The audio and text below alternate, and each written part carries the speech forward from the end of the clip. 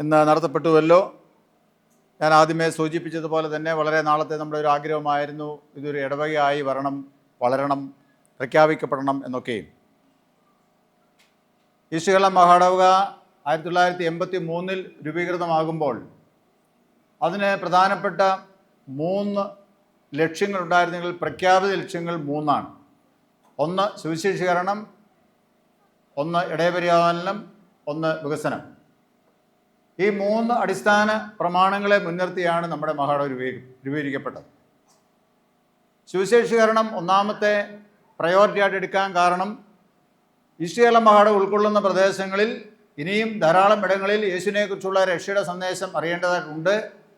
Mission പ്രവർത്തനങ്ങൾ, സുവിശേഷ പ്രവർത്തനങ്ങൾ ഇനിയും ധാരാളമായിട്ട് ചെയ്യാനുണ്ട് എന്ന് നമ്മുടെ പിതാക്കന്മാർ മനസ്സിലാക്കി. അവർ പറഞ്ഞു, നമുക്ക് സുവിശേഷീകരണം ഒന്നാമത്തെ ലക്ഷ്യമായിരിക്കണം. എന്തിനു വേണ്ടി ഈ മഹാടവക രൂപീകരിക്കപ്പെടുന്നു എന്ന് ചോദിച്ചാൽ സുവിശേഷീകരണത്തിന് വേണ്ടി അത് രൂപീകരിക്കപ്പെടാം, അല്ലെങ്കിൽ സുവിശേഷം ഇനിയും എത്താത്തിടങ്ങളിൽ എത്തിക്കാൻ വേണ്ടി. അതൊന്നാമത്തെ പ്രാധാന്യം. രണ്ടാമത്തേത് ഇടയപരിപാലനമാണ്. നിങ്ങൾക്കറിയാം, കേരളക്കരയുടെ മധ്യഭാഗത്ത് ഉള്ള ഒരു മഹാടവകയാണ് നമ്മുടെ മധ്യകേരള മഹാടവക. അത് അതിൻ്റെ ഒരറ്റം മുതൽ മറ്റേ അറ്റം വരെ, അല്ലെങ്കിൽ കിഴക്ക് മുതൽ പടിഞ്ഞാറ് വരെ, അല്ലെങ്കിൽ പടിഞ്ഞാറ് മുതൽ കിഴക്ക് വരെ ഉള്ള ആ ഭൂപ്രദേശങ്ങൾ മുഴുവനും അന്നത്തെ മധ്യകേരള മഹാടവകയിൽ ഉൾപ്പെട്ട് നിന്നിരുന്നു. ആ മധ്യകേരള മഹാടവകയുടെ ഭാഗമായിരുന്ന ഈ ഈസ്റ്റ് കേരള അല്ലെങ്കിൽ കിഴക്കൻ മേഖലയിൽ ഇടയപരിപാലന ശുശ്രൂഷകൾ വേണ്ട രീതിയിൽ നടത്തപ്പെടുന്നില്ല. അതുകൊണ്ട് ഞങ്ങൾക്ക് ഇടയപരിപാലന ശുശ്രൂഷ വളരെ ഭംഗിയായിട്ട് നടത്തപ്പെടേണ്ടതുണ്ട്. ഒന്ന് എന്ന് പറയുന്നത് ഉപദേശിമാരെ നമുക്ക് കിട്ടണം എന്നുള്ളതാണ്. അന്ന് നമുക്കറിയാം 83 മുമ്പുള്ള കാലഘട്ടം, 1983 മുമ്പുള്ള കാലഘട്ടം എന്ന് പറയുന്നത് പലപ്പോഴും ഹെൽപ്പർമാരോ അല്ലെങ്കിൽ അതിന് താഴെയുള്ള ആൾക്കാരാണ് പല സഭകളിലും ശുശ്രൂഷ ചെയ്തത്. ഔദ്യോഗികമായിട്ട് അവർ അറിയപ്പെടുന്ന ആൾക്കാരല്ലായിരുന്നു. അവരെ ഒരു ഇടവക പട്ടക്കാരൻ്റെ കീഴിൽ ചിട്ടപ്പെടുത്തിയ ചില ക്രമീകരണങ്ങൾക്കായിരുന്നു. നമുക്കറിയാം, അന്ന് സാധാരണ ഹെൽപ്പർമാരുണ്ടായിരുന്നു, ഹെൽപ്പർമാർക്ക് താഴെ സാധാരണ സഹായികളുണ്ടായിരുന്നു, ഹെൽപ്പർമാർക്ക് മുകളിൽ സഭാ ശുശ്രൂഷകരുണ്ടായിരുന്നു, അതിന് മുകളിൽ ചർച്ചിൽ റീഡേഴ്സ് എന്ന് പറയുന്നൊരു കാറ്റഗറി ഉണ്ടായിരുന്നു, അതിന് മുകളിൽ കാറ്റക്കിസ്റ്റ് എന്ന് പറയുന്നൊരു സംവിധാനം ഉണ്ടായിരുന്നു. അതിനുശേഷമാണ് ഡീക്കനും പ്രസ്ബീറ്ററും ബിഷപ്പും തുടങ്ങിയുള്ള ആ രീതിയിൽ വരുന്നത്. നമ്മുടെ ഈ ഏരിയയെ സംബന്ധിച്ച് ബഹുഭൂരിപക്ഷം ഇടങ്ങളിലും ഔദ്യോഗികമായി അംഗീകരിക്കപ്പെട്ട ഇടവകൾ ചുരുക്കമായിരുന്നതിനാലും സഭകൾ ധാരാളം ഉണ്ടെങ്കിലും അവിടെയൊന്നും മഹാടവകയിൽ നിന്ന് നേരിട്ട് നിയമിക്കുന്ന ശുശ്രൂഷ ഇല്ലാത്തതിനാലും വേണ്ട രീതിയിലുള്ള ഇടയപരിപാലന ശുശ്രൂഷകൾ നടത്തപ്പെട്ടിരുന്നില്ല. അതുകൊണ്ട് ഞങ്ങൾക്ക് ഇടയപരിപാലന ശുശ്രൂഷ ആവശ്യമാണ്. ചുരുക്കം പറഞ്ഞാൽ അച്ഛന്മാർ ഞങ്ങളുടെ പള്ളികളിൽ വന്ന് വിശുദ്ധ സംസർഗ ശുശ്രൂഷകൾ നടത്തുന്നത് വർഷത്തിൽ ഒന്നോ അല്ലെങ്കിൽ ഒരു വർഷം 1-2 വർഷം കൂടുമ്പോഴോ പലപ്പോഴും 6 മാസത്തിൽ ഒരിക്കലോ ആണ്. ഇടവകയിൽ പോലും 2 മാസത്തിൽ 1-2 ആണ്. അത് പറ്റത്തില്ല. ഞങ്ങൾക്ക് എല്ലാ കഴിയുമെങ്കിൽ ഒരു മാസത്തിൽ ഒരു തവണയെങ്കിലും വിശുദ്ധ സംസർഗ ശുശ്രൂഷ ലഭ്യമാക്കേണ്ടതുണ്ട്. അല്ലെങ്കിൽ ഉപസഭകളിൽ ഒരു 3 മാസം കൂടുമ്പോഴെങ്കിലും ഒരു കമ്മ്യൂണിയൻ സർവീസ് നടത്തപ്പെടേണ്ടതുണ്ട്. അത് സംഭവിക്കുന്നില്ല. മാത്രമല്ല, ഞങ്ങൾക്ക് ഒരു ബിഷപ്പിനെ കാണാൻ പോലും പറ്റുന്നില്ല. കാരണം അത്രയും സഭകളുടെ എണ്ണം ഉള്ളത് കൊണ്ട് പല വർഷങ്ങൾ കിട്ടിയാലും എന്ത് ചെയ്യാൻ പറ്റത്തില്ല, ഒരു ബിഷപ്പിന് ഓരോ സഭകൾ സന്ദർശിക്കാനായിട്ട് പറ്റത്തില്ല. അതുകൊണ്ട് ഞങ്ങൾക്ക് ഈ കിഴക്കൻ മേഖല വേർതിരിച്ച് ഒരു മഹാടവക വേണം എന്ന് പറഞ്ഞു. അതുമാത്രമല്ല, വികസനം എന്ന് പറയുന്നത് ഒന്നുമേ ഇല്ല. ധാരാളം വികസന സാധ്യതയുള്ള പ്രദേശങ്ങളാണിത്. അതുകൊണ്ട് അത് വികസനം നടക്കണമെങ്കിൽ ഇവിടെ പ്രത്യേകമായി സഭയായിട്ട് നമ്മളൊരു മഹാടവകയുടെ വേർതിരിച്ചാലേ പറ്റത്തുള്ളൂ എന്ന് പറയുകയും വളരെ നാളത്തെ പ്രാർത്ഥനയുടെയും നിവേദനങ്ങളുടെയും അതോടൊപ്പം തന്നെ അനേക കൗൺസിലുകളിൽ ഈ കാര്യങ്ങൾ പറഞ്ഞ് അതിൻ്റെ പ്രമേയങ്ങൾ പാസ്സാക്കിയതിൻ്റെയും പരിണിത ഫലമായി 1983 ത്രിമാന ലക്ഷ്യങ്ങളോടെ സുവിശേഷീകരണം, ഇടയപരിപാലനം, വികസനം എന്നീ 3 ലക്ഷ്യങ്ങൾ മുൻനിർത്തി ഒരു മഹാടവക നമുക്ക് രൂപീകരിക്കപ്പെട്ടു. അതിൻ്റെ ആദ്യത്തെ ട്രഷററും അതുപോലെ തന്നെ ഫൈനാൻസ് ഓഫീസറുമായിരുന്നത് അഭിമന്യ മൈക്കിൾ ജോൺ തിരുമേനി ആയിരുന്നു. മൈക്കിൾ ജോൺ തിരുമേനി തന്നെ അതിൻ്റെ ആദ്യത്തെ ബിഷപ്പായി അഭിഷേകം ചെയ്യപ്പെട്ടു. പിന്നീട് അഭിമന്യ KJ സാമുവൽ തിരുമേനി അഭിഷേകം ചെയ്യപ്പെട്ടു. പിന്നീട് KG ദാനിയേൽ തിരുമേനി അഭിഷേകം ചെയ്യപ്പെട്ടു. അന്ന് വെറും 14 അച്ഛന്മാരോട് ആരംഭിച്ച നമ്മുടെ മഹാടവ ഇന്ന് 70 ഇടവകയായിട്ട് നിൽക്കുന്നു. 70 ഇടവക. 14 എന്നുള്ളത് എത്രയായി? 70 ഇടവകയായി. മിഷൻ വയലുകൾ നമുക്ക് ആവശ്യമാണെന്ന് പറഞ്ഞിരുന്നു. നമ്മൾക്ക് ഒരു കാലത്ത് 80-85 മിഷൻ വയലുകൾ വരെ ഉണ്ടായിരുന്നു. 80-85 മിഷൻ വയലുകൾ ഉണ്ടായിരുന്നു. അത് അത്രയും കൊണ്ടുപോകാനായിട്ട് വലിയ പാടായിരുന്നു. നമ്മൾ പറഞ്ഞു 50 നമ്മൾ നിജപ്പെടുത്തണം. 50 മിഷൻ വയലുകളെ ഒരു വർഷം നമുക്ക് പാടുള്ളൂ. അതിൽ വളർച്ച പ്രാപിച്ച മിഷൻ വയലുകൾ എന്ത് ചെയ്യണം? അത് സഭയായിട്ട് മാറ്റണം എന്നുള്ള തീരുമാനം ഉണ്ടാകുകയും അങ്ങനെ 50 എന്ന് നിജപ്പെടുത്തുകയും ചെയ്തു. പിന്നീട് അത് 50 അല്ലെങ്കിൽ അതിന് താഴെ വരുന്ന ഒരുവിധം പ്രായമായ സ്വയത്രാണത്തിലെത്തുന്ന സഭകളെയെല്ലാം നമ്മൾ എന്ത് ചെയ്തിരുന്നു? നമ്മൾ ഉപസഭകളാക്കി മാറ്റുകയും ഉപസഭകൾ പിന്നീട് അത് ഇടവകളായിട്ട് മാറ്റുകയും പല ഇടവകൾ ചേർന്ന് സഭാ ജില്ലകളായിട്ട് മാറുകയും ചെയ്തു എന്ന് നമുക്ക് അറിയാമല്ലോ. അങ്ങനെ ആദ്യം നമുക്ക് 4 സഭാജില്ല ഉണ്ടായിരുന്നത് ഇപ്പോൾ അത് 9 സഭാജില്ലയായിട്ട് മാറി. 3 സഭാജില്ലകൾ 9 സഭാജില്ലയായി മാറി. ഒരു സഭാജില്ലയിൽ ശരാശരി 18 മുതൽ 20 വരെ പള്ളികളാണ് ഉള്ളത്. ഒരു സഭാജില്ലയിൽ ശരാശരി 18 മുതൽ 20 വരെ പള്ളികൾ ഉണ്ട്. 9 സഭാജില്ലയിൽ അപ്പോൾ എത്ര കാണും എന്ന് കണക്കാക്കാം.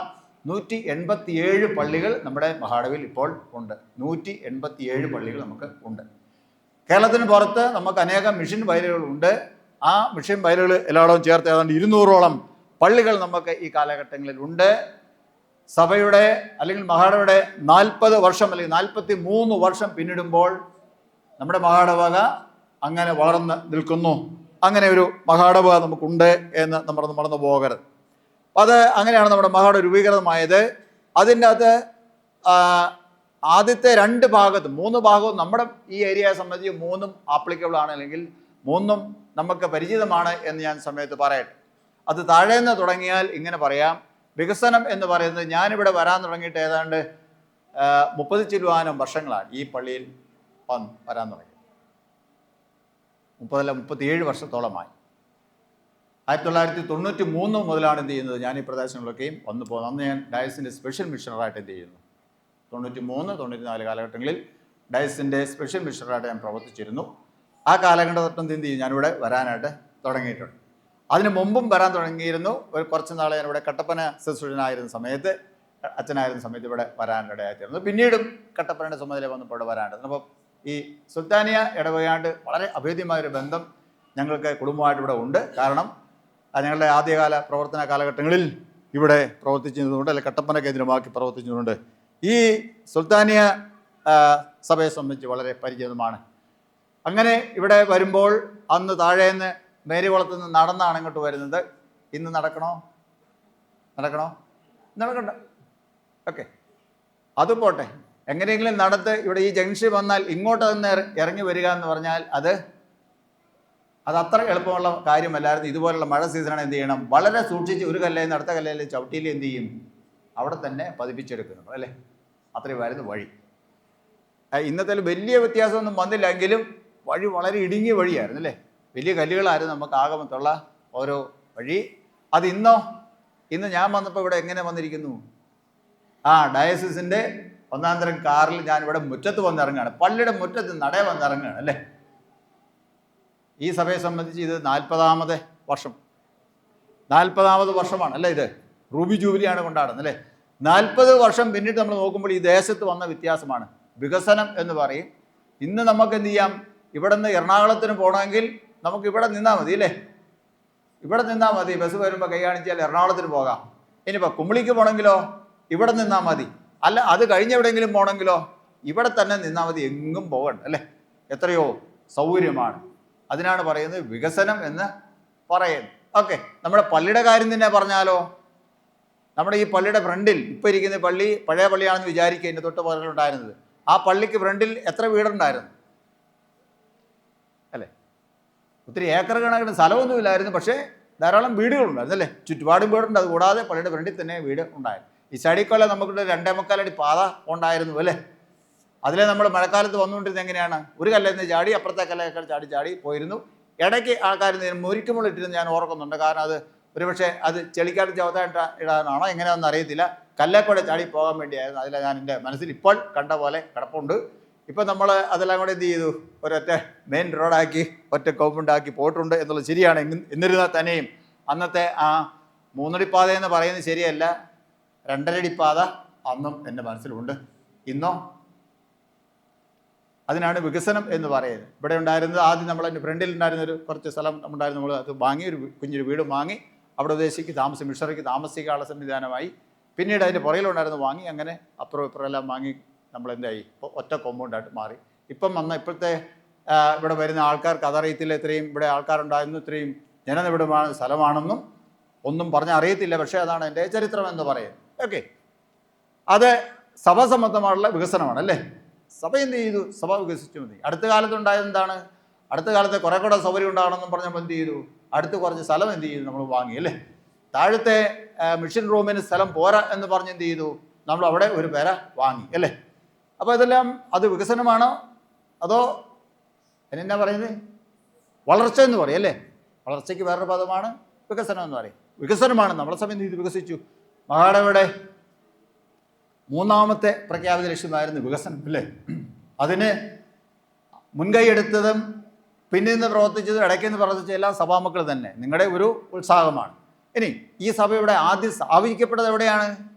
അത് നമ്മുടെ തൊട്ട് കുറച്ച് അകലെയുള്ള ഒരു സ്ഥലത്താണ്. ഒരു സഭ സുൽത്താനിയ എന്ന് പറയുന്ന സഭ സ്ഥാപിതമായത് അവിടെയാണ്. ഇത് യഥാർത്ഥത്തിൽ ഏതാണ്? ഇത് യഥാർത്ഥത്തിൽ പുല്ലുമേടാണ് അല്ലേ. പിന്നീട് അവിടെ കുറേ നാൾ ആരാധന ഉണ്ടായിരുന്നു എന്ന് പിന്നീട് ഇത് ഒന്നായി തീർന്നു. അങ്ങനെ പോവുകയാണ്. അങ്ങനെ നമ്മൾ നോക്കുമ്പോൾ വികസനം ഈ പ്രദേശത്ത് കഴിഞ്ഞ 40 വർഷമായിട്ട് ഉണ്ടായിട്ടുണ്ട്. അതുപോലെ തന്നെ ലാസ്റ്റത്തെ 3ാമത്തെ പറഞ്ഞു കഴിഞ്ഞാൽ പിന്നെ 1ാമത്തിലേക്കാണ് വരേണ്ടത്. 1ാമത്തെ എന്താണ്? സുവിശേഷീകരണമായിരുന്നു. ഇതെങ്ങനെയാണ് ഈ സഭ എങ്ങനെയാണ് ആരംഭിച്ചത്? എന്തായിരുന്നു? മിഷൻ വയലായിരുന്നു അല്ലേ. മഹാടവയുടെ ഒരു മിഷൻ വയലായിരുന്നു. മഹാടവ മിഷൻ വയൽ ആരംഭിച്ചപ്പോൾ ആദ്യത്തെ ലിസ്റ്റിൽ വരുന്ന മിഷൻ ഫീൽഡുകളിൽ ഒരു ഫീൽഡാണ് ഏത്? ഈ സുൽത്താനിയ എന്ന് പറയുന്ന മിഷൻ ഫീൽഡ് എന്ന് പറയും. അതിൽ വളരെ പെട്ടെന്ന് വളരാൻ സാധ്യതയുള്ള വളരെ പോസിറ്റീവായിട്ടുള്ള ഒരു ലക്ഷണം കാണിച്ച ഒരു മിഷൻ ഫീൽഡാണ് ഏത്? ഈ സുൽത്താനിയ എന്ന് പറയുന്ന മിഷൻ വയൽ. ഞാൻ അതങ്ങനെ കൃത്യം പറയാൻ കാരണം ഞാൻ മുമ്പേ പറഞ്ഞല്ലോ 1983 മുതൽ എന്ത് ചെയ്യുന്നുണ്ട്, 93 മുതൽ എന്ത് ചെയ്യുന്നുണ്ട്, ഞാൻ ഈ മിഷൻ ഫീൽഡിൽ പോയി പരിചയമുണ്ട്. 89 മുതൽ മിഷൻ ബോർഡിൽ ഞാൻ അംഗമാണ്.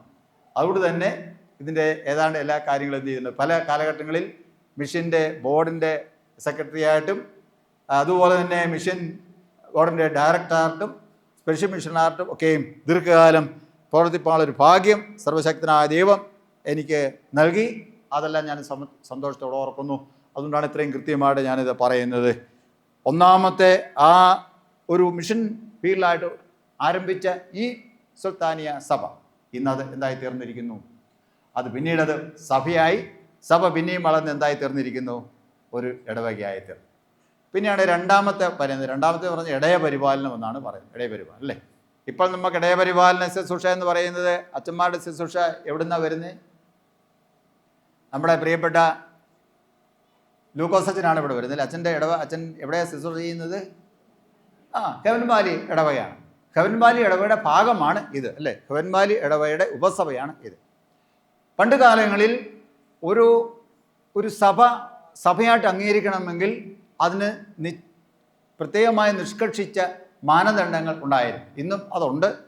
ഇന്നൊരു സഭയായിട്ട് അംഗീകരിക്കണമെങ്കിൽ എന്ത് ചെയ്യുന്നു? നമ്മൾ പറയുന്നുണ്ട് മാസവരി കൊടുക്കാൻ യോഗ്യരായിട്ടുള്ള 30 പേരുണ്ടായിരുന്നു. നിങ്ങൾ ശ്രദ്ധിച്ചണം. മാസവരി കൊടുക്കാനുള്ള 30 പേരുള്ള ഒരു ഇടവക അല്ലെങ്കിൽ ഒരു സഭ അതെന്തായി പരിഗണിക്കും? അതൊരു ഫുൾ കമ്മിറ്റിയാൽ ഭരിക്കപ്പെടുന്ന ഒരു സഭയായിട്ട് അംഗീകരിക്കപ്പെടും അല്ലേ. ഇല്ലെങ്കിൽ 100 പേരുണ്ടായിരിക്കണം. സഭാജനങ്ങൾ കൊച്ചുപിച്ച ആ സകലം 100 പേരുണ്ടായിരിക്കണം. അല്ലെങ്കിൽ മാസവരി കൊടുക്കാൻ പ്രാപ്തിയുള്ള 30 പേരുണ്ടായിരുന്നു. 30 പേരുള്ള മാസവരി കൊടുക്കാനുള്ള സഭയ്ക്ക് 7 കമ്മിറ്റി അംഗങ്ങളെയും 2 കൈക്കാരന്മാരെ എടുക്കാം. അങ്ങനെ 9 അംഗ കമ്മിറ്റി, ഒരു ഫുൾ കമ്മിറ്റി എടുക്കാനുള്ള അവകാശം ഉണ്ടാകും. അതാണ് അതിൻ്റെ ക്രമം. അത് ഒരു വശം. പിന്നെ ഒരു ഉപദേശിയെ വെച്ചാൽ ഉപദേശിക്ക് ശമ്പളം കൊടുക്കാനുള്ള വരുമാനം.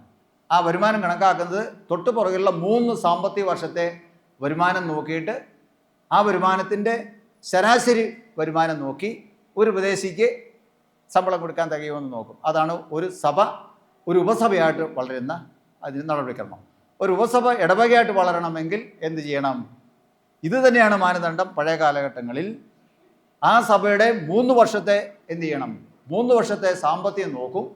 3 വർഷത്തെ സ്തോത്രാഴ്ച ആണ് മെയിനായിട്ട് നോക്കുന്നത്. സ്തോത്രാഴ്ച മറ്റു കാര്യങ്ങൾ നോക്കിയിട്ട് മാസവരിയും കൂടെ നോക്കിയിട്ട് അത് ഒരു അച്ഛൻ്റെ ശമ്പളം കൊടുക്കാനായിട്ട് തികയുമോ എന്ന് നോക്കും. ശരാശരി ഒരു മാസം എന്ന് പറഞ്ഞാൽ അച്ഛന് ശമ്പളം മുടങ്ങുമെന്നാണ് അന്നത്തെ പ്രയോറിറ്റി.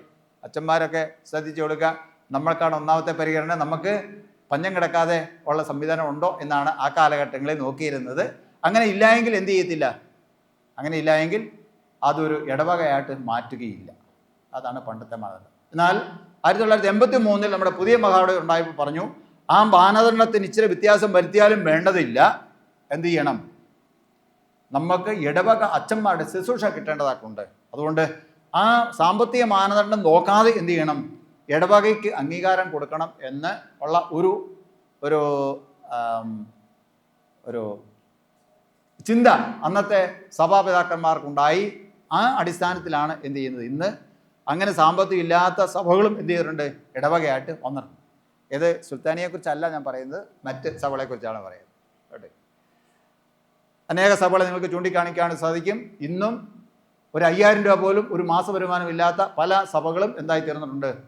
ഇടവകയായിട്ട് തീർന്നിട്ടുണ്ട്. അവിടെ ഇരിക്കുന്ന അച്ഛൻ്റെ കാര്യം ഓർത്താച്ചാൽ മതി അല്ലേ, എന്തായിരിക്കും അച്ഛൻ്റെ അവസ്ഥ. അപ്പോൾ സാമ്പത്തിക മാനദണ്ഡം നോക്കാതെ എന്ത് ചെയ്യുന്നു? ശമ്പളം കിട്ടിയാലും ഇല്ലെങ്കിൽ അച്ഛന്മാരെന്ത് ചെയ്യണം? ശുശ്രൂഷ ചെയ്യേണ്ടത് ചെയ്തോണം. അതവരുടെ നിഷ്കർഷിച്ചിരിക്കുന്ന കാര്യമാണ്. അപ്പോൾ അത് ഒരു ചെറിയ വ്യത്യാസമാണ്, പഴയ കാലത്തിൻ്റെ വ്യത്യാസം. ഇപ്പം നമുക്കൊരു ഇടവകയുണ്ട്. നമുക്ക് കൊന്നത്തടി സഭാ ജില്ലയിൽ ഒരു ഇടവകയുണ്ട്, ഒഴുകുത്തടം ഇടവക.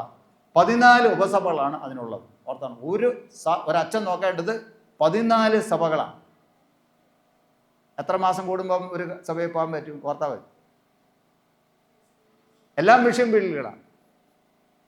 അതുകൊണ്ട് ഇത്തവണത്തെ ഡീലിമിറ്റേഷൻ കമ്മിറ്റി അത് 3 ഇടവകയായിട്ട് തിരിച്ചിട്ടുണ്ട്. 3 ഇടവകയായിട്ട് തിരിച്ചു. ഒരിടവകയിൽ ഒരു ഫുൾ സാലറിയുള്ള ഈ സാറിനെ പോലുള്ളൊരു ഒരാളെ പോലും വെച്ചാൽ ശമ്പളം കൊടുക്കാൻ തികയത്തില്ല. ഒരു ഇടവക വെച്ച് ആക്കിയിരിക്കുന്നു. അതിൻ്റെയും ഉദ്ഘാടനങ്ങൾ അടുത്ത ഈ മാസത്തിന് നടത്തപ്പെടുകയാണ്. ഒന്ന് കുറത്തുകുടി ഇടവകയാണ്, മറ്റൊന്ന് കൊരങ്ങാട്ടി ഇടവകയാണ്, മറ്റത് ഒഴുകുത്തടം ഇടവക തന്നെ അങ്ങനെ തന്നെ നിൽക്കുന്നു. 3 ഇടവകയുടെ തിരികെയാണ്. അപ്പോൾ തിരിക്കുമ്പോൾ തന്നെ ഒരു സഭയിൽ ഒരു ഇടവകയിൽ തന്നെ 4ഉം 5ഉം ഉപസഭകൾ വരും. പക്ഷെ ഒരു അച്ഛനെ വെക്കാനുള്ള സാമ്പത്തികം അവിടെ ഇല്ല. അച്ഛനെ വെക്കത്തില്ല. പുറത്തുനിന്നൊരാൾ അച്ഛൻ വന്ന് ശുശ്രൂഷ ചെയ്താൽ അദ്ദേഹത്തിന് വണ്ടി കൂലി കൊടുക്കാനുള്ള പൈസ ഇല്ല. അങ്ങനെയുള്ള ബുദ്ധിമുട്ട് ഉള്ളപ്പോൾ തന്നെ എന്ത് ചെയ്യുന്നുണ്ട്? ഒറ്റ ചിന്തയാണ് ഉള്ളത്, 2 മാസത്തിൽ അധികമായി എന്ത് ചെയ്യരുത്. 3 മാസത്തിൽ ഒരിക്കൽ നിർബന്ധമായിട്ട് എന്ത് ചെയ്യണം? എല്ലാ സഭകളിലും കമ്മ്യൂണിയൻ നടന്നിരിക്കണം എന്നാണ് എൻ്റെ ലക്ഷ്യം. നമ്മുടെ സഭ ആ രീതി വളർന്നു പോയിക്കൊണ്ടിരിക്കുന്നു. അതുതന്നെ നമ്മുടെ സഭയുടെ ചരിത്രം പറഞ്ഞതാണ്. ഇനി നമ്മുടെ സഭയിലേക്ക് തന്നെ വരാം. 1983 നമ്മുടെ സഭ ഉണ്ടാകുന്നത്, മഹാട ഉണ്ടാകുന്നത്. ഇത് അങ്ങനെ വെച്ച് നോക്കുമ്പോൾ 86 ഈ സഭ എന്ത് ചെയ്തു? സ്ഥാപിതമായി എന്ന് നമുക്ക് കണക്കാക്കാം അല്ലേ? എളുപ്പമെന്ന് കണക്കാക്കാൻ പാടില്ല. 83 + 3 86, 86 + 40 2026. എളുപ്പമെന്ന് കണക്കാക്കാം. 40 വർഷം പിന്നിടുകയാണ്. 10 വർഷം കൂടെ കഴിഞ്ഞാൽ ഇത്രയായി, 50 അല്ലേ? ഗോൾഡൻ ജൂബിലി കൊണ്ടാടാനുള്ള ഒരു അവസരം കൂടെ വരികയാണ്. അതിന് മുമ്പേ നമ്മൾ എന്ത് ചെയ്യുന്നു? നമ്മളൊരു ഇടവകയായിട്ട് വളർന്നിരിക്കുകയാണ്. ഇടവകയായിട്ട് വളരുമ്പോൾ അതിന് ഇവിടെ ഞാൻ പലതവണ വന്നിട്ടുണ്ട്, കാര്യങ്ങളെക്കുറിച്ച് സംസാരിച്ചിട്ടുണ്ട്.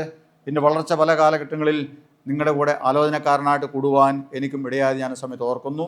നിങ്ങളുടെ ഉത്സാഹം, സഭയെക്കുറിച്ചുള്ള നിങ്ങളുടെ സ്നേഹം, അതെല്ലാം ഞാൻ എൻ്റെ ഹൃദയത്തിൽ ഉണ്ട്. തീർച്ചയായിട്ടും അത് നമുക്ക് തക്ക സമയത്ത് ഈ കാലഘട്ടങ്ങളിൽ ഇവിടെ ശുശ്രൂഷ ചെയ്യാൻ എത്രയും സ്നേഹമുള്ള സൈമൺ സാർ, സൈമൺ സാറ് ഇവിടെ വന്നിട്ടുണ്ട്. എന്ന് പറഞ്ഞാൽ എന്താണെന്നറിയാമോ? അത് അദ്ദേഹത്തിൻ്റെ പിതാവിൻ്റെ പേരാണ്. നല്ല തമ്പി സൈമൺ അല്ലേ?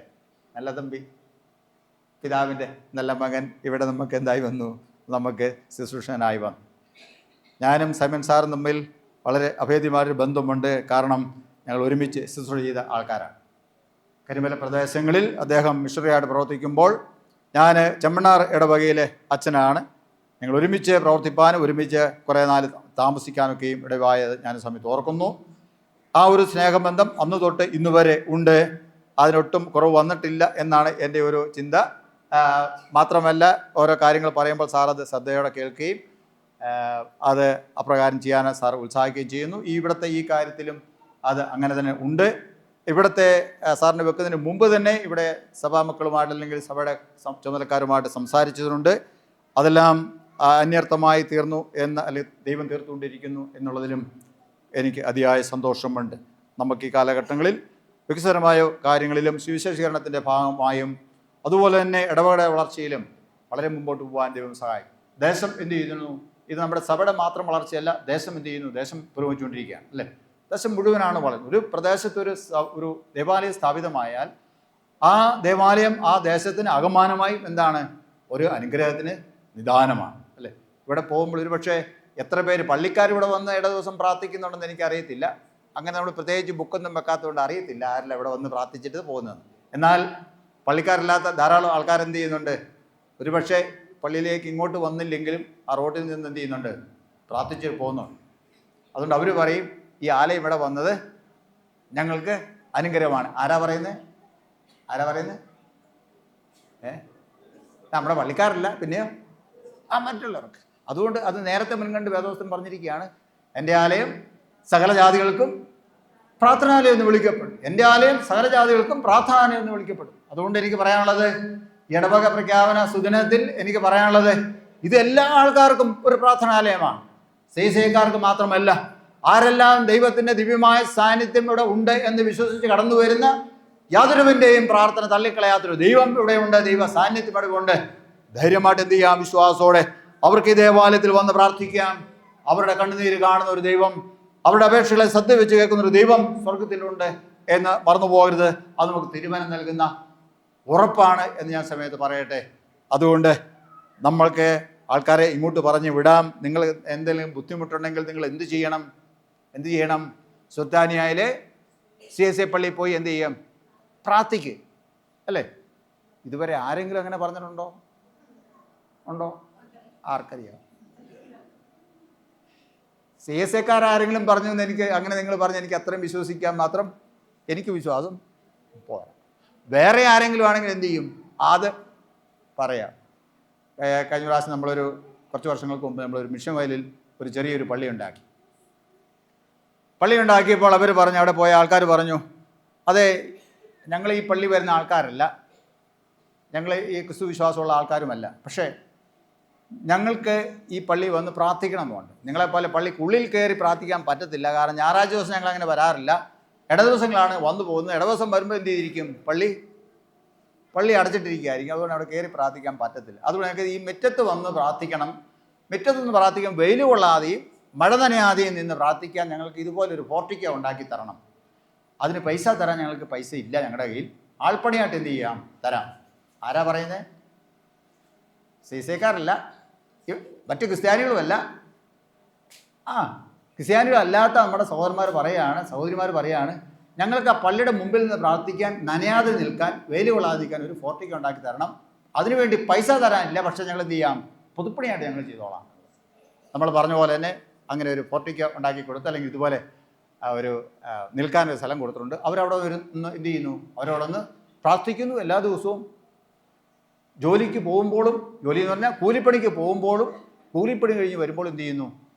ചിലർ അവിടെ കയറി നിന്ന് പ്രാർത്ഥിക്കുന്നു, ചിലർ വഴിയെ പോകുമ്പോൾ എന്ത് ചെയ്യുന്നു? പ്രാർത്ഥിക്കും. അവർ പറയുന്നത്, ഈ ആലയം വന്നത് ഞങ്ങൾക്ക് വലിയ അനുഗ്രഹമാണെന്ന് പറയും. ഞങ്ങൾക്ക് പേടി കൂടാതെ എന്ത് ചെയ്യാം? കാട്ടാനയും കാട്ടുമൃഗങ്ങളൊക്കെ ധാരാളം ശല്യം ചെയ്യുന്ന ഒരു പ്രദേശമാണ്. ദേവാലയം വന്നതിന് ശേഷം അതിനെല്ലാം വളരെ കുറവുണ്ട്. ഞങ്ങൾക്ക് വളരെ സന്തോഷത്തോടെ ഇതിലെ പോകാനായിട്ട് സാധിക്കും എന്ന് പറയുന്നു. ആരാ പറയുന്നത്? നമ്മുടെ പള്ളിക്കാരല്ല, വേറെ പള്ളിക്കാർ. അല്ലേ, പള്ളിക്കാരല്ല, വേറെ ആൾക്കാർ. നമ്മുടെ പള്ളിക്കാരെന്ത് ചെയ്യുന്നു? നമ്മുടെ പള്ളിക്കാർ അതിനെതിരെ പരാതി എഴുതി, ഇത് എന്നെ കുഴപ്പമാണ് എന്നൊക്കെ പറഞ്ഞ് ചെയ്യുന്നു. ബിഷപ്പിന് പരാതി എഴുതാൻ അവർക്ക് നേരം. ബിഷപ്പിന് പിന്നെ എന്നാ നേരം? ബിഷപ്പിന് നേരം വേദോസം വായിക്കുന്ന സമയം, പ്രാർത്ഥിക്കേണ്ട സമയം. ബിഷപ്പ് എന്ത് ചെയ്യണം? പരാതിയെല്ലാം നോക്കി അവരുള്ള ദേഷ്യവും, അല്ലേ മനസ്സിൽ എന്നാ ഉള്ളത്? പരാതി എഴുതിയവനോട് ദേഷ്യം, ചെയ്തവനോട് ദേഷ്യം, അവനെ വിളിക്കണം, അല്ലേ? അതൊക്കെയാണ് അന്നേരം ചിന്ത, അല്ലേ? വേദോസം വായിക്കാനുള്ള സമയം ആര് കൊണ്ടുപോകുന്നു? സാത്താൻ കൊണ്ടുപോകുന്നല്ലാതെ പിന്നെ എന്നാ പറയാൻ, അല്ലേ? അന്നേരം ഇവിടെ ചോദിക്കുക, പിന്നെ പരാതി വന്നാൽ പറയണ്ടേ? തീർച്ചയായിട്ടും പറയണമെന്നല്ല ഞാൻ പറഞ്ഞത്, പക്ഷേ വ്യത്യാസം പറയായിരുന്നു. ഞാൻ പറഞ്ഞത്, ഇത് സകല മനുഷ്യർക്കും ഒരു പ്രാധാന്യമാണ്. ഇതുവരെ അങ്ങനെ ആയിരുന്നു, ഇനിയും അതങ്ങനെ ആയിരിക്കട്ടെ എന്ന് ഞാൻ പ്രത്യേകമായി ആഗ്രഹിക്കുകയും പ്രാർത്ഥിക്കുകയും ചെയ്യുന്നു.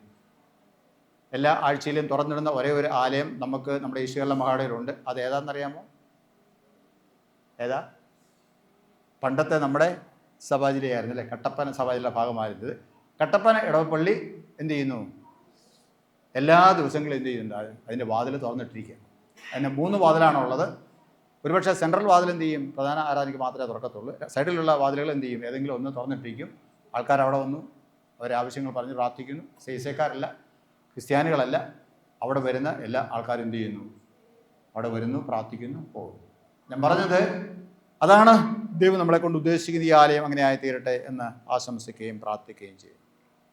നിങ്ങൾക്ക് എല്ലാവിധമായ ഭാവങ്ങളും എല്ലാ ദൈവിക അനുഗ്രഹങ്ങളും മഹാടയുടെ അധ്യക്ഷൻ എന്നുള്ള നിലയും ഈ നമ്മുടെ CSI എന്ന ഐക്യസഭയുടെ ഡെപ്യൂട്ടി മോഡറേറ്റർ എന്നുള്ള നിലയിലും ഞങ്ങൾ കുടുംബമായും ഞങ്ങൾ ഡയസിസിനെ പ്രതിനിധീകരിച്ചും എല്ലാവിധമായ ആശംസകളും, പിന്നീട് അച്ഛനത് പറഞ്ഞോളും, എല്ലാവിധമായ ആശംസകളും ഞങ്ങൾ നേരുകയാണ്. ദൈവസഭയെ അനുഗ്രഹിക്കട്ടെ.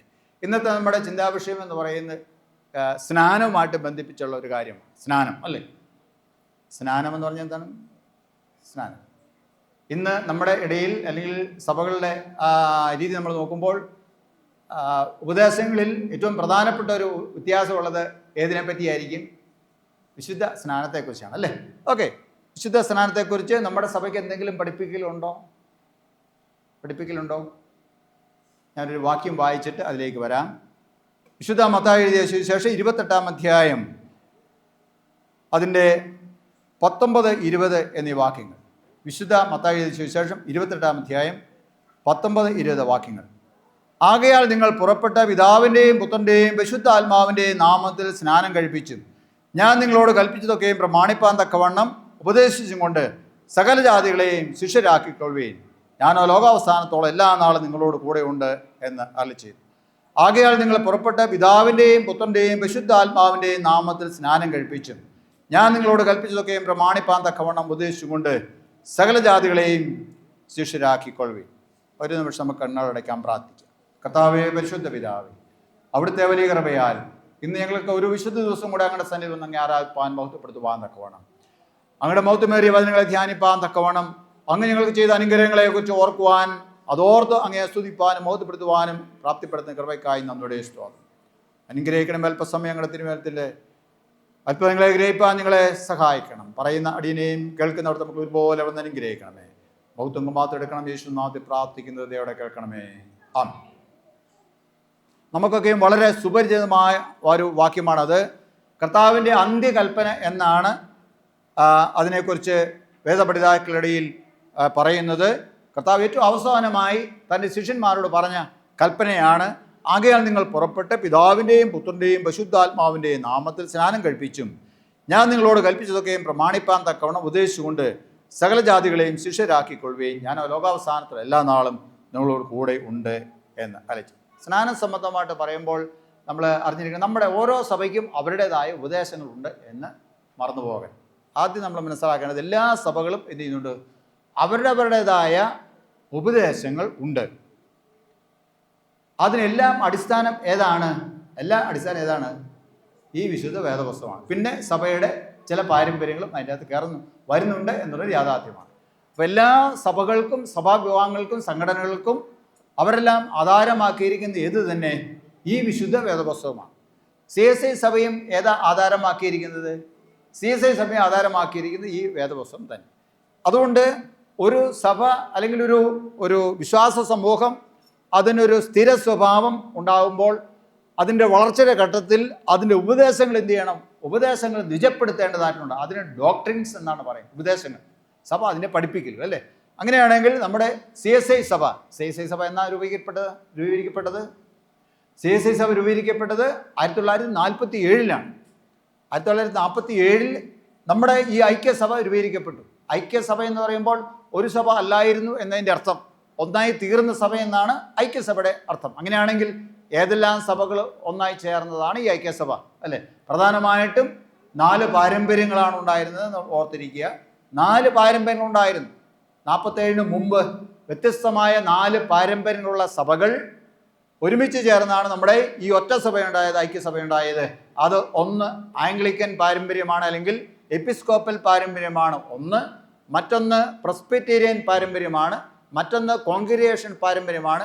മറ്റൊന്ന് മെത്തഡിസ്റ്റ് പാരമ്പര്യമാണ്. അങ്ങനെ പ്രധാനപ്പെട്ട 4 പാരമ്പര്യങ്ങൾ ഒന്നായി ചേർന്നാണ് വളരെ നാളത്തെ പ്രാർത്ഥനയുടെയും മുട്ടുമേൽ നിൽക്കുന്നതിൻ്റെയും ഫലമായിട്ടാണ് എന്ത് ചെയ്തത്? 1947 സെപ്റ്റംബർ 27 നമ്മുടെ ഈ ഐക്യസഭ മദ്രാസിലെ സെൻറ്റ് ജോർജ് കത്തീഡ്രലിൽ വെച്ച് ഉദ്ഘാടനം ചെയ്യപ്പെട്ടത്. അങ്ങനെ ഈ സഭ ഒരൊറ്റ സഭയായി തീർന്നു. ഇന്ന് 25 മഹാടമുള്ള ഒരു വലിയ മഹാടവയായിട്ട് അല്ലെങ്കിൽ ഒരു സഭയായിട്ട് എന്ത് ചെയ്തു? ഈ സഭ വളരെ ഏറ്റവും അവസാനമായി രൂപീകരിക്കപ്പെട്ടത് ഡയസ്പോറ ഡയസിസ് ആണ്. ഭാരതത്തിന് പുറത്തുള്ള എല്ലാ CSI സഭകളെയും ഒരുമിച്ച് കൊണ്ടുവരിക എന്നുള്ള ലക്ഷ്യത്തോടു കൂടി രൂപീകരിക്കപ്പെട്ടതാണ് ഡയസ്പോറ ഡയസിസ്, അല്ലെങ്കിൽ ബാഹ്യ ഭാരത മഹാഇടവക എന്ന് പറയും. ഓക്കെ, ഈ സഭയ്ക്കും പ്രത്യേകമായ ഉപദേശങ്ങളുണ്ട്, പഠിപ്പിക്കലുണ്ട്. അതിൽ പ്രധാനപ്പെട്ട ഒരു പഠിപ്പിക്കലിൽ വരുന്നതാണ് ഇന്നത്തെ നമ്മുടെ ചിന്താവിഷയം എന്ന് പറയുന്നത്. അത് വിശുദ്ധ സ്നാനമാണ്. എന്താണ്? സ്നാനമാണ്. നമ്മൾ സ്നാനത്തെക്കുറിച്ച് എപ്പോഴാണ് പഠിപ്പിക്കുന്നത്? എല്ലാവരും ശ്രദ്ധിച്ച്, നമ്മൾ സ്നാനത്തെക്കുറിച്ച് പഠിപ്പിക്കുന്നത് സ്ഥിരീകരണ ക്ലാസ്സിലാണ് സ്നാനത്തെക്കുറിച്ച് കൂടുതലായിട്ടുള്ള പഠനം വരുന്നത്. ഓക്കെ, സ്ഥിരീകരണ ക്ലാസ്സിൽ സ്നാനത്തെക്കുറിച്ച് പഠിപ്പിക്കുമ്പോൾ ആ ക്ലാസ്സിൽ പോയില്ലെങ്കിൽ എന്ത് ചെയ്യും? സ്നാനത്തെക്കുറിച്ച് ഒന്നും അറിയത്തില്ല. ഇന്നിപ്പം ബഹുമാനപ്പെട്ട അച്ഛന്മാർ ശുപാർശയായിട്ട് വരുന്നത് എങ്ങനെയാണ് വരുന്നത്? എപ്പോഴെങ്ങനെയാണ്? സ്ഥിരീകരണം കഴിയാതെ എന്ത് ചെയ്യണം? സ്ഥിരീകരണം കഴിയാതെ വിവാഹം നടത്താൻ ഒരു അനുമതി തിരുമേനി എങ്ങനെയെങ്കിലും തെരുമാറാകണം എന്ന് ഏറ്റവും വിനയമായി ശുപാർശയോടുകൂടി അവതരിപ്പിക്കുകയാണ്. കല്യാണം എന്ത് ചെയ്തിരിക്കുന്നു? കല്യാണവും തീയതിയും മുഹൂർത്തവും എല്ലാം തീരുന്നു, കുറിച്ചു വെച്ചിരിക്കുന്നു. ഇനി ഒരു അനുവാദം കൂടെ കിട്ടിയാൽ മതി, തരണം. ഗതികെട്ട ബിഷപ്പ് എന്നാ പറയുന്നു? ബിഷപ്പ് പറയുന്നു, ഈ കൊച്ചിനെ എന്ത് ചെയ്യണം? സ്ഥിരീകരണ പാഠം നമ്മുടെ സഭയുടെ ഉപദേശം പഠിപ്പിക്കണം. അതൊക്കെ പഠിപ്പിച്ചേക്കാം. 3 ദിവസം പോലും ഇല്ല ഏത് ഈ കല്യാണം നടക്കാൻ. അതിനിടയ്ക്ക് അച്ഛൻ ഉറപ്പ് പറയാണ്, അതൊക്കെ ഞാൻ എന്ത് ചെയ്യാൻ പഠിപ്പിച്ചോളാം, ഓർത്തച്ചാൽ മതി, ബാക്കി കാര്യമൊന്നും എന്നാ പഠിപ്പിക്കും. അതങ്ങനെ ചെയ്തു കൊടുത്തില്ലെങ്കിൽ കമ്മിറ്റിക്കാർക്ക് നിൽക്കണം അവിടെ, പിന്നെ അത് കഴിഞ്ഞ് അച്ഛൻ അവിടെ നിൽക്കണം, പിന്നെ ബാക്കിയുള്ള എല്ലാവർക്കും നിൽക്കണം. ആകെ മൊത്തം എണ്ണപ്പെട്ട ആൾക്കാരെ നമ്മുടെ സഭയിലുള്ളൂ. ഇത് നടത്തി കൊടുത്തില്ലെങ്കിൽ എന്ത് ചെയ്യും? അവർ സഭ വിട്ടു പോകും. അതുകൊണ്ട് ഇപ്പം ഞാൻ വരുമ്പോൾ അവരോട് ചോദിക്കാറുണ്ട്, എന്നാ കല്യാണം എത്ര ആഴ്ചയുണ്ട്? 2 ആഴ്ചയുണ്ട്. ഒരു കാര്യം ചെയ്യാം, നമുക്ക് അടുത്ത മാസം എന്ത് ചെയ്യും? ഇത് പരിഗണിക്കാം. 2 ആഴ്ച കഴിയുമ്പോൾ എന്ത് ചെയ്യും? ഇവരെങ്ങനെയാണെങ്കിലും എന്ത് ചെയ്യും? പോകും. അപ്പോൾ പോയി കഴിഞ്ഞ് എന്ത് ചെയ്യാം? നമുക്ക് പരിഗണിക്കാം. അതാണ് കുറെ കൂടെ എളുപ്പം. കാരണം ഈ പറഞ്ഞ കാര്യങ്ങളൊന്നും എന്ത് ചെയ്യത്തില്ല, നിങ്ങൾ അവരെ പഠിപ്പിക്കത്തില്ല. പള്ളിയുടെ വാതിൽ കിഴക്കോട്ടാണോ പടിഞ്ഞാറോട്ടാണെന്ന് അവർക്ക് അറിയത്തില്ല. കുഴപ്പം ആരുടേതാണെന്ന് ഞാൻ ചോദിക്കുന്നില്ല. നമ്മുടെ ഉപദേശത്തിൻ്റെ പഠിപ്പിക്കലിൻ്റെ ഒക്കെയും വലിയ പരാജയമാണ്. അതിനകത്ത് പ്രതികൾ എന്ന് പറയുന്നത്, ചുരുക്കം പറഞ്ഞാൽ ബിഷപ്പ് ഉൾപ്പെടെയുള്ള ആൾക്കാരെല്ലാവരും അതിനകത്ത് പ്രതികളാണ്. ഈ കുട്ടികൾ ഇങ്ങനെ പഠിക്കാതെ പോകുന്നതിൻ്റെ സംഗതി. കർത്താവിൻ്റെ പ്രാർത്ഥന മുഴുവൻ ചൊല്ലാൻ അറിയാത്തല്ല നമ്മുടെ യുവതലമുറ പലരും. കർത്താവിൻ്റെ സ്വർഗസ്ഥനായ ഞങ്ങളുടെ പിതാവേ എന്നുള്ള പ്രാർത്ഥന തെറ്റുകൂടാതെ മുഴുവൻ ചൊല്ലാനായിട്ട് അറിയത്തില്ല. 10 കൽപ്പന പറഞ്ഞാൽ അതെന്നാന്ന് പോലും അറിയത്തില്ല. ഇന്ന് അച്ഛൻ എന്നോട് ചോദിച്ചു, തിരുമേനി 10 കൽപ്പനയും വായിക്കണോ? 10 കൽപ്പനയും വായിക്കണോ? അപ്പം അച്ഛൻ വായിച്ചു അച്ഛാ, എങ്ങനെയെങ്കിലും ചെയ്തോട്ടെ, ആൾക്കാർ കേട്ടോട്ടെ അല്ലേ. എന്നിട്ടും അവസാനത്തെ എന്ത് ചെയ്തു? അവസാനത്തെ പ്രതിവാക്യം എന്ത് ചെയ്ത് കളഞ്ഞു? തെറ്റിച്ച് കളഞ്ഞു അല്ലേ. അവസാനത്തെ പ്രതിവാക്യം തെറ്റിച്ച് കളഞ്ഞു. ആദ്യത്തെ പ്രതിവാക്യം തന്നെയാണ് അവസാനവും പറഞ്ഞത്. വയറുകാരെടുക്കാൻ ബിഷപ്പ് അവിടെ ഇരുന്ന് വെറുതെ ഉറക്കം തൂങ്ങാന്ന് അല്ല, നിങ്ങൾ എന്നാ പാടുന്നത് എന്നാ പറയുന്നത് ശ്രദ്ധിച്ചുകൊണ്ട് ഇരിക്കുക. ഞാൻ പറഞ്ഞത്,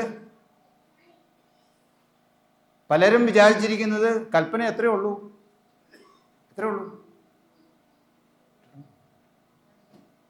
2 കൽപ്പനയുള്ളതെന്നാണ് വിചാരിച്ചിരിക്കുന്നത്. കാരണം എന്താ? അതിന് ഉത്തരവാദി ആരാ? അതിന് ഉത്തരവാദി അച്ഛന്മാരാ, അല്ലെങ്കിൽ ബിഷപ്പാണ്. കാരണം ഇവരെപ്പോഴും ഏതാ വായിക്കത്തുള്ളൂ? ചുരുക്കമേ വായിക്കത്തുള്ളൂ.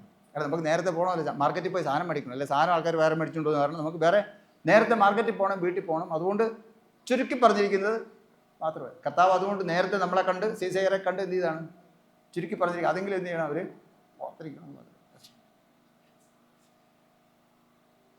ഞാൻ പറഞ്ഞത് 10 കൽപ്പന അറിയത്തില്ല, വിശ്വാസ പ്രമാണം ചൊല്ലാൻ അറിയത്തേയില്ല. അതെന്നാ പ്രമാണമാണെന്നാണ് ചോദിക്കുന്നത്. അത് വേദോസം ഞാൻ ഇതുവരെ കണ്ടിട്ടില്ലെന്ന് ആൾക്കാർ പറയുന്നത്. ശരിയാ, വേദോസത്തിൽ എനിക്ക് അവിശ്വാസപ്രമാണം എന്ന് പറഞ്ഞിട്ടില്ല. അപ്പോസ്തലിക വിശ്വാസപ്രമാണം ഇന്ന അധ്യായത്തിലാണ് കിടക്കുന്നത് പറഞ്ഞിട്ടില്ല അല്ലേ. അത്താനാവശ്യത്തിന് വിശ്വാസം കേട്ട് കേൾവി പോലും ഇല്ല. ശരിയാണ്. ഞാൻ പറഞ്ഞത് നമ്മുടെ സഭയുടെ ഉപദേശങ്ങളെക്കുറിച്ച് കേൾക്കാനോ പഠിക്കാനോ ഒരു താല്പര്യം ഇല്ലാതെ പോകുന്നുണ്ട്. പഠിപ്പിക്കൽ കുറഞ്ഞു പോകുന്നതുകൊണ്ടും നമ്മുടെ സഭയെക്കുറിച്ച് പലതും അറിയാതെ പോകുന്നുണ്ട്. എന്നാൽ നമ്മളെക്കുറിച്ച് അറിയാൻ പാടില്ലാത്ത പല കാര്യങ്ങളും എന്ത് ചെയ്യുന്നുണ്ട്, ആൾക്കാർക്ക് അറിയുകയും ചെയ്യാം അല്ലേ. അത് നമ്മളിപ്പോൾ പുതിയ വാർത്താ മീഡിയങ്ങളിലൂടെ കാണുന്നതാണ്. ഇവിടെ പറഞ്ഞിരിക്കുന്ന ആ അതിൻ്റെ ചിന്താവിഷയത്തിലെ നമ്മുടെ ശ്രദ്ധയെ കൊണ്ടുവരട്ടെ. സഭയുടെ ഏറ്റവും പ്രധാനപ്പെട്ട ഉദ്ദേശം, വിശ്വാസ പ്രമാണം എന്ന് പറയുന്നത്, അടിസ്ഥാന പ്രമാണങ്ങൾ എന്ന് പറയുന്നത്, ഒന്ന് ദൈവം ഒരുവൻ, കർത്താവ് ഒരുവൻ, ദൈവം ഒരുവൻ, കർത്താവ് ഒരുവൻ, സ്നാനം ഒന്ന്. അതാണ് ഇപ്പോഴത്തെ നമ്മുടെ വിഷയം. സ്നാനം ഒന്നെന്ന് പറഞ്ഞാൽ ഏതാണ് എന്നാണ് ചോദ്യം.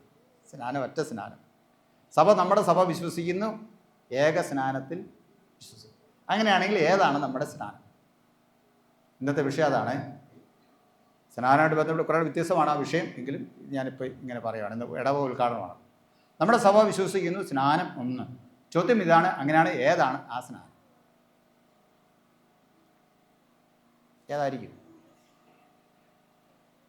സ്നാനം ഒന്ന് എന്നുള്ള CSI സഭയുടെ പഠിപ്പിക്കലിൽ CSIക്കാർ ഓരോരുത്തരും മനസ്സിലാക്കിയിരിക്കേണ്ട കാര്യം, പിതാവിൻ്റെയും പുത്രൻ്റെയും പരിശുദ്ധാത്മാവിൻ്റെയും നാമത്തിലുള്ള സ്നാനമാണ് നമ്മുടെ സഭ അംഗീകരിക്കുന്ന സ്നാനം. പിതാവിൻ്റെയും പുത്രൻ്റെയും പരിശുദ്ധാത്മാവിൻ്റെയും നാമത്തിൽ ഒരു വ്യക്തി, അവരാണായിക്കോട്ടെ പെണ്ണായിക്കോട്ടെ പ്രായം ഏതുമായിക്കോട്ടെ, ഒരിക്കൽ സ്നാനപ്പെട്ടാൽ ആ സ്നാനം മതി എന്നാണ് നമ്മൾ വിശ്വസിക്കുന്നത്. ഓർത്തോണം, പ്രായം അതിന് ഒരു വ്യത്യാസമില്ല, പ്രായത്തിന് പരിധി വെച്ചിട്ടില്ല. എന്ന് പറഞ്ഞാൽ ശിശുക്കൾ മുതൽ പ്രായമുള്ളവർ വരെ ഈ സ്നാനത്തിൻ്റെ പരിധി വരും.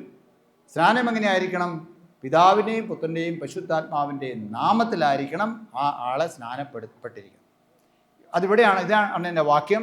ഇവിടെ കർത്താവ് പറഞ്ഞു, ആകയാൽ നിങ്ങൾ പുറപ്പെട്ട് പിതാവിൻ്റെയും പുത്രൻ്റെയും പരിശുദ്ധാത്മാവിൻ്റെയും നാമത്തിൽ സ്നാനം കഴിപ്പിച്ചും ഞാൻ നിങ്ങളോട് ഉപദേശിച്ച വചനങ്ങൾ പ്രമാണിപ്പാൻ തക്കവണ്ണം, അങ്ങനെയാണ് ഇവിടെ അത് കൃത്യമായിട്ട് പറഞ്ഞിരിക്കുന്നത്. ഞാൻ നിങ്ങളോട് കൽപ്പിച്ചതൊക്കെയും പ്രമാണിപ്പാൻ തക്കവണ്ണം ഉപദേശിച്ചുകൊണ്ട്. സ്നാനം ആദ്യം, ഉപദേശം രണ്ടാമത്. സ്നാനം ആദ്യം കൊടുക്കുന്നു, ഉപദേശം എന്ത് ചെയ്യുന്നു? രണ്ടാമത് കൊടുക്കുന്നു അല്ലേ. നമ്മൾ ചെയ്യുന്നത് തന്നെയാണ്. നമ്മുടെ ദൈവം നമുക്ക് തരുന്ന കുഞ്ഞുങ്ങളെ നമ്മൾ എന്ത് ചെയ്യുന്നു? ഏറ്റവും ചെറുപ്പത്തിൽ എന്ത് ചെയ്യുന്നു? അവർ നമ്മൾ സ്നാനപ്പെടുത്തും. എന്നിട്ട് ആ കൊച്ചിനോട് പറയും, എന്താ പറയുന്നത് അവിടെ? സ്നാനത്തിൻ്റെ ഉപദേശം അവിടെ പറയുന്നു, കൊച്ചേ നീ ആരാണ്? നീ ഒരു ദൈവ പൈതലാണ്, നീ ഒരു ദൈവ പൈതലാണ്. നിനക്കനുസരിക്കേണ്ട പ്രമാണങ്ങൾ എന്ത് ചെയ്യും? ഇതിനകത്തുണ്ട്. നീ അത് വായിക്കണം, പഠിക്കണം അല്ലേ. അത് ചെറുപ്പം മുതലേ എന്ത് ചെയ്യും? പഠിപ്പിക്കുകയാണ് അല്ലേ. ഏതാനും മാസങ്ങൾ മാത്രം പ്രായമുള്ള കുഞ്ഞുങ്ങളെ നമ്മൾ എന്ത് ചെയ്യുന്നു? കർത്താവിൻ്റെ അടുത്ത് കൊണ്ട് സ്നാനപ്പെടുത്തി, ഈ പറഞ്ഞ തൃത്വനാമത്തിൽ സ്നാനപ്പെടുത്തിയതിന് ശേഷം ആ കുഞ്ഞിനോട് നമ്മൾ പറഞ്ഞുകൊണ്ടിരിക്കുകയാണ്, എന്ത് മോനെ നീ ആരാണ്? നീ ദൈവവൈതലാണ്. നീ ആരാണ്? ദൈവവൈതലാണ്. അവൻ ചെറുപ്പം മുതലേ അത് കേൾക്കണം, അവൾ ചെറുപ്പം മുതലേ കേൾക്കണം. ഞാൻ ആരാണ്? ഞാൻ ദൈവവൈതലാണ്. ദൈവവൈതൽ എങ്ങനെ ജീവിക്കണം? ദൈവവൈതലും ജീവിക്കാനുള്ള പ്രമാണം ഇല്ലാത്തതുണ്ട്. അതുകൊണ്ട് ആ പ്രമാണങ്ങൾ എന്ത് ചെയ്യണം? കൊച്ചിന് പറഞ്ഞു കൊടുക്കണം അല്ലേ. കൊച്ചെല്ലാ ദിവസവും എന്ത് ചെയ്യണം? പ്രാർത്ഥിക്കണം. അതുകൊണ്ട് അമ്മമാരെല്ലാം ചെയ്യും, കൊച്ചിനെ എന്ത് ചെയ്യും? ഉറങ്ങുന്നതിന് മുമ്പ് മോനെ പ്രാർത്ഥിക്കാം, അന്നേ പ്രാർത്ഥന ചൊല്ലിത്തരാം. അവർ തന്നെ പ്രാർത്ഥിക്കാൻ അറിയത്തില്ല, അതുകൊണ്ട് ചെയ്തു പ്രാർത്ഥന ചൊല്ലി കൊടുക്കുന്നു അല്ലേ. വളരെ ചെറുപ്പത്തിലെ കുഞ്ഞുങ്ങൾ എന്ത് ചെയ്യുന്നു? അവർ പ്രാർത്ഥന കേട്ട്, പാട്ട് കേട്ട്, ദൈവത്തിൻ്റെ കഥകൾ കേട്ട് അവർ ഉറങ്ങുന്നു. അത് അവരിൽ മറ്റ് ലോകത്തിൻ്റെ യാതൊരുവിധമായ പ്രമാണങ്ങൾ പഠിക്കുന്നതിന് മുമ്പ്, മറ്റ് ലോകത്തിൻ്റെ യാതൊരുവിധമായ കൽപ്പനകളും പഠിക്കുന്നതിന് മുമ്പ്, മറ്റ് ലോകത്തിൻ്റെ യാതൊരുവിധമായ അറിവുകളും അവരുടെ ചിന്താമണ്ഡലത്തിൽ പ്രവേശിക്കുന്നതിന് മുമ്പ് ആദ്യമേ തന്നെ എന്ത് പ്രവേശിക്കുന്നു? എന്താണ് അവരുടെ ഹൃദയത്തിലേക്ക് വരുന്നത്? എന്താണ് അവരുടെ ഹൃദയത്തിൽ പതിയുന്നത്? ദൈവം എന്നുള്ള പദമാണ്, ദൈവവിശ്വാസമാണ്, ദൈവമാണ് എല്ലാം എല്ലാമാണ്, ദൈവത്തിൻ്റെ പൈതലാണ് ഞാൻ എന്നുള്ള ചിന്തയാണ് അവരിൽ വളരുന്നത്. അതിനെക്കുറിച്ച് ഇപ്രകാരമാണ് കുഞ്ഞുങ്ങളെക്കുറിച്ച് പറയുന്നത്. ഒരു ചിന്തകൻ, ഒരു ശിശു മനഃശാസ്ത്രജ്ഞൻ ഇങ്ങനെ അതിനെക്കുറിച്ച് പറഞ്ഞിരിക്കുന്നത്. കുഞ്ഞുങ്ങളുടെ മനസ്സെന്ന് പറയുന്നത്, ഈ പണ്ട് കാലത്ത് നിങ്ങൾക്ക് അറിയാമായിരിക്കും, പ്രായമുള്ളവർക്കായിരിക്കും, മഷിയൊപ്പൊന്ന് പേപ്പർ നിങ്ങൾക്ക് ഉണ്ടായിരിക്കും അല്ലേ.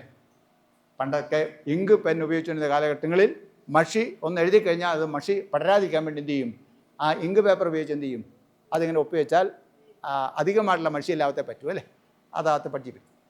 ഇങ്ക് പേപ്പറ് ആ മഷിയാണെങ്കിലും വെള്ളമാണെങ്കിലും എന്ത് ചെയ്യും, അത് തൊട്ട് ആ മാതിരി അതങ്ങ് വലിച്ചെടുക്കും, അവിടെ സ്പോഞ്ച് പോലെ. കുഞ്ഞുങ്ങളുടെ മനസ്സിൽ ഒന്നുമേ ഇല്ല, ഒന്നുമില്ല, വെള്ള പേപ്പറിന് സമമാണ്. എന്ത് കേട്ടാലും എന്ത് ചെയ്യും, അവരുടെ മനസ്സിലങ്ങ് പതിയും. അത് നല്ലതോ ചീത്തയോ എന്ന് തിരിച്ചറിയാനുള്ള ആ ഒരു പ്രായം ഇല്ല അവർക്ക്. എന്ത് കേട്ടാലും എന്ത് ചെയ്യും, അവരുടെ മനസ്സിലത് പതിയും. അതുകൊണ്ടാണ് ഞാൻ പറഞ്ഞത്, ഏറ്റവും ആദ്യം എന്ത് പതിപ്പിക്കുക, ദൈവവിശ്വാസം, ദൈവവാക്യങ്ങൾ, നല്ല വാക്യങ്ങൾ, പാട്ടുകൾ എന്ത് ചെയ്യുക, അവരെ പഠിപ്പിക്കുക. ഒരിക്കലും എന്ത് ചെയ്താൽ അവരുടെ മനസ്സിൽ നിന്ന് മാറിപ്പോകത്തില്ല, ഒരിക്കലും മാറിപ്പോകത്തില്ല അവരുടെ മനസ്സിലത്. പിന്നെ അതിനുശേഷമാണ് ബാക്കിയുള്ള കാര്യങ്ങളെല്ലാം വരുന്നത്. അപ്പോൾ നമ്മുടെ കുഞ്ഞുങ്ങളിൽ ഏറ്റവും നല്ല കാര്യങ്ങൾ എന്ത് ചെയ്യണം, ദൈവമേ എന്നുള്ള കാര്യങ്ങൾ, വിശുദ്ധ വചനങ്ങളെല്ലാം എന്ത് ചെയ്യുന്നു, അവരോട് പറഞ്ഞു കൊടുത്ത് ചെറിയ ചെറിയ കഥകളായി പറഞ്ഞു കൊടുത്ത് പഠിപ്പിക്കുക. അതൊരിക്കലും എന്ത് ചെയ്യില്ല, ബാലൻ നടക്കേണ്ടുന്ന വഴിയിൽ അവനെ അഭ്യസിപ്പിക്കുക. ബാക്കി അവൻ വൃദ്ധനായാലും 100 വയസ്സ് ചെന്നാലും എന്ത് ചെയ്യത്തില്ല, അവന് പിന്മാറിയല്ലേ. അപ്പം അതെ, സ്നാനവുമായിട്ട് ബന്ധപ്പെട്ടുള്ള കാര്യങ്ങളാണ്. സ്നാനം നമ്മുടെ സ്നാനത്തെക്കുറിച്ചാണ് പറഞ്ഞത്. ഇനിയിപ്പം ഇച്ചിരി പ്രായമുള്ള ആളാണെങ്കിൽ എന്നെ ചെയ്യാൻ പറ്റും, അവർക്ക് ശിശുവായിട്ട് സ്നാനപ്പെടാൻ പറ്റുമോ? ഇല്ല. അപ്പോൾ അവരെന്ത് ചെയ്യും, അവരെയും നമ്മൾ സ്നാനപ്പെടും. പ്രായവ്യത്യാസമില്ലാതെ സ്നാനം എന്ത് ചെയ്യും, നമ്മുടെ സഭ അംഗീകരിക്കുന്നു. സ്നാനം എങ്ങനെയുള്ള സ്നാനമാണ്? പിതാവിൻ്റെയും പുത്രൻ്റെയും പരിശുദ്ധാത്മാവിൻ്റെയും നാമത്തിലുള്ള സ്നാനം. അങ്ങനെ അല്ലാതെ സ്നാനപ്പെട്ട ആ സ്നാനവും നമ്മൾ അംഗീകരിക്കത്തില്ല. അത് 2 പ്രാവശ്യം എടുത്താൽ നമ്മൾ സഭയിൽ നിന്ന് എന്ത് ചെയ്യും, മുടക്കുകയും ചെയ്യും. അങ്ങനെയാണ് പെന്തിക്കോസ്റ്റിലും മറ്റ് സഭകളിലൊക്കെ പോകുമ്പോൾ നമ്മൾ എന്ത് ചെയ്യുന്നത്, നമ്മൾ മുടക്കുന്നത് അല്ലേ. പെന്തിക്കോസ്റ്റ് പോകുമ്പോൾ എന്ത് ചെയ്യുന്നുണ്ട്, പല പെന്തിക്കോസ്റ്റ് സഭകളും വീണ്ടും സ്നാനം കൊടുക്കുന്നുണ്ട്. അപ്പം നമ്മുടെ സഭ ഒരു സ്നാനമേ അംഗീകരിക്കുന്നുള്ളൂ. അതുകൊണ്ട് എന്ത് ചെയ്യും, 2ാം സ്നാനം എടുത്താൽ അവരെ മുടക്കും. അതാണ് നമ്മുടെ സഭയുടെ ഉപദേശം. അതുകൊണ്ടാണ് പല മുടക്കുകളും പലപ്പോഴും വരുന്നത്. ചിലർക്ക് പിതാവും പുത്രനും പരിശുദ്ധാത്മാവില്ല, പിതാവും പുത്രനും ഉള്ളൂ. ചിലർക്ക് പിതാവില്ല, പുത്രനും പരിശുദ്ധാത്മാവുള്ളൂ. ചിലർക്ക് ക്രിസ്തുനാമം മാത്രമുള്ളൂ, ചില ദൈവനാമം മാത്രമുള്ളൂ. ചില സഭാവിഭാഗത്തിനും ഇതൊന്നുമില്ല, സ്നാനമേ ഇല്ല. അപ്പം അങ്ങനെ പല വിഭാഗക്കാർ വരും. ഇപ്പം നമ്മൾ അവർ അപേക്ഷ വരുമ്പോൾ നമ്മൾ എന്ത് ചെയ്യും, അതെല്ലാം നോക്കി ഈ ഒരു ക്രമത്തിലേക്ക് നമ്മൾ കൊണ്ടുവരുന്നത്. അപ്പോൾ സ്നാനത്തിനെ സംബന്ധിച്ച് നമ്മൾ അറിഞ്ഞിരിക്കണം. സ്നാനം വളരെ പ്രധാനപ്പെട്ട ഒരു കാര്യമാണ്. ഇവിടെ വേദോസം നമ്മൾ അല്പം മുമ്പ് വായിച്ച വേദഭാഗങ്ങളൊക്കെ ശ്രദ്ധിക്കുമ്പോൾ ക്രിസ്തുവിനോട് ചേരുവാനാണ് എന്ത് ചെയ്യുന്നത്, നമ്മൾ സ്നാനപ്പെടുന്നത് അല്ലേ. ക്രിസ്തുവിനോട് ചേരുക, ക്രിസ്തുവിൻ്റെ പക്ഷം ചേരുക, ദൈവപക്ഷം ചേരുവാനാണ് എന്ത് ചെയ്യുന്നത്, നമ്മൾ സ്നാനപ്പെടുന്നത്. സ്നാനപ്പെടുമ്പോൾ എന്ത് ചെയ്യുന്നു, അതുവരെയുള്ള നമ്മളെല്ലാ കാര്യങ്ങളും വിട്ടിട്ട് നമ്മളൊരു പുതിയ സൃഷ്ടിയായിട്ട് മാറുകയാണ്, പുതിയ സൃഷ്ടിയായിട്ട് മാറുകയാണ്. പ്രിയമുള്ളവരെ, ഈ ഇടവക പ്രഖ്യാപന സുദിനത്തിൽ 40 വർഷം നമ്മൾ പിന്നിടുമ്പോൾ ഈ ഒരു ചിന്ത നമ്മളെ ഭരിക്കട്ടെ. നമ്മളെല്ലാവരും ഒരിക്കൽ ഈ കർത്താവിൻ്റെ നാമത്തിൽ സ്നാനപ്പെട്ടവരാണ്. പിതാവിൻ്റെയും പുത്രൻ്റെയും പരിശുദ്ധാത്മാവിൻ്റെയും നാമത്തിൽ സ്നാനപ്പെട്ട ദൈവപക്ഷത്ത് ചേർന്ന ആൾക്കാരാണ്. നമ്മളെങ്ങനെ ജീവിക്കണം, എങ്ങനെ പ്രവർത്തിക്കണം എന്നുള്ളതിനെക്കുറിച്ച് ഈ തിരുവനന്തപുരത്ത് നമ്മളോട് പറഞ്ഞിരിക്കുന്നു. എല്ലാ ദിവസവും നിങ്ങൾ എന്ത് ചെയ്യുക, വിശുദ്ധ വചനം നമ്മൾ വായിക്കുക. എല്ലാ ദിവസവും വേദോസം വായിക്കുക. എല്ലാ ദിവസവും എന്ത് ചെയ്യുക, പ്രാർത്ഥിക്കുക. എല്ലാ ദിവസവും വേദോസം വായിക്കുക. എല്ലാ ദിവസവും നമ്മൾ പ്രാർത്ഥിക്കുക. ദൈവത്തിൽ തന്നെ എന്ത് ചെയ്യുക, നമ്മൾ ആശ്രയം വയ്ക്കുക. അങ്ങനെ അനുഗ്രഹിക്കപ്പെട്ട ഒരു സഭയായി, സമൂഹമായി, സാക്ഷ്യമുള്ള ഒരു ജനക്കൂട്ടമായി തീരുവാൻ ദൈവം നമുക്ക് സഹായിക്കട്ടെ. ദൈവത്തിൽ ആശ്രയിച്ച് ദേശത്ത് അനുഗ്രഹിക്കപ്പെട്ടവരായി ജീവിപ്പാൻ ഈ ഇടവ അങ്ങളെ തുടർന്നും ഇടയാക്കിയിട്ട് ദേശത്തിന് ആകമാനം നിങ്ങളൊരു അനുഗ്രഹമായി തീരട്ടെ എന്ന് ഞാൻ പ്രാർത്ഥിക്കുന്ന ദൈവം നമ്മളെല്ലാവരെയും അനുഗ്രഹിക്കുകയും ചെയ്യുമാറാകട്ടെ. ഇപ്പോൾ പിതാവായ ദൈവത്തിനും പുത്രനായ ദൈവത്തിനും പരിശുദ്ധാത്മാവായ ദൈവത്തിനും സകല ബഹുമാനവും മഹത്വവും കലാവസാനം കൂടാതെ ഉണ്ടായിരിക്കുമാറാകട്ടെ.